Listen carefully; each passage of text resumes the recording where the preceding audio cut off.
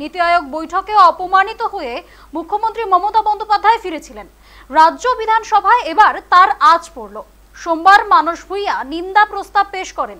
পাল্টা বিরোধিতায় সরব বিজেপি। বিধানসভার অধিবেশন থেকে ওয়াকআউট গেরুয়া শিবিরের। নীতি আয়োগের বৈঠকে বক্তব্য পেশ করার সময় মাইক বন্ধ করে দেওয়ার অভিযোগ ওঠে। বয়কট করে ওয়াকআউট করেছেন মমতা বন্দ্যোপাধ্যায়।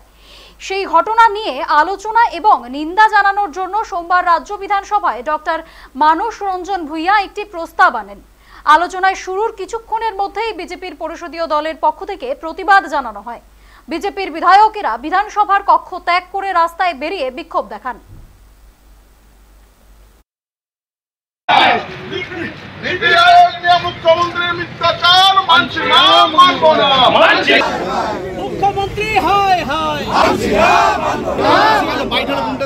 আমাদের মুখ্যমন্ত্রী মিথ্যা ভাষণে অসত্য ভাষণে পটু, ফলে তিনি যে কথা সাংবাদিকদের সামনে বলেছেন সেই কথা ইতিমধ্যে নীতি আয়োগের পক্ষ থেকে সেটাকে খারিজ করা হয়েছে।